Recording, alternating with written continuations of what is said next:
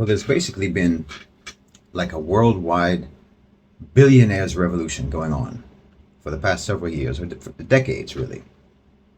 They've taken a very methodical, gradual approach, but overall, a constant advancement that has broken down nearly all resistance, and step by step, they have overthrown the former systems of authority that we have always known in the world, governance as we've always known it, and they've installed themselves as the supreme rulers over the US, over Europe, and over the developing world. Their revolution, the Billionaires Revolution, has progressed, as I said, through stages, and it's possible to identify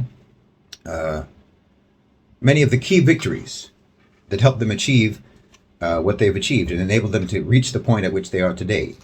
You know, things like the creation of the Bretton Woods economic system, the creation of the IMF and the World Bank, and the WTO, things like NAFTA and other free trade agreements, the deregulation of banking, the Citizens United decision by the Supreme Court, the enactment of laws for unrestricted corporate political donations, even the creation of the European Union and the creation of the Eurozone.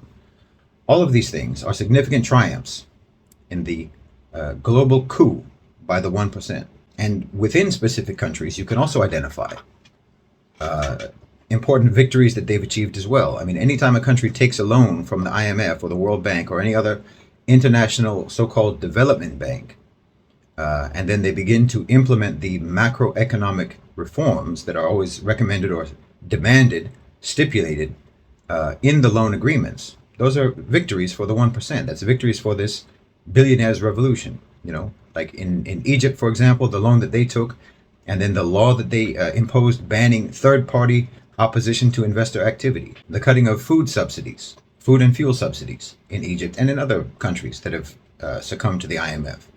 All of these represent successes for the revolution of the 1%.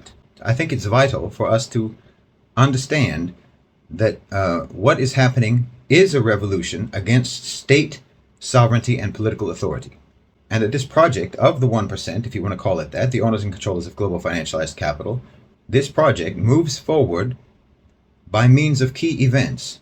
It's not something that's inevitable. It's not some sort of natural disaster that cannot be anticipated, resisted, or thwarted. Certain things have happened which have allowed it to triumph, and certain things are still being pursued, and we can do something about those things. We can anticipate those things. We can respond to those things preemptively. We have to recognize this so that we can identify any upcoming events or plans, steps that they're going to want to take that will consolidate their power and compound our subjugation. Once we identify these things, then we can organize ourselves and adopt a strategy that will turn those events in our favor, because they are turning points. They will either be victories for them or victories for us, depending on what we do about it.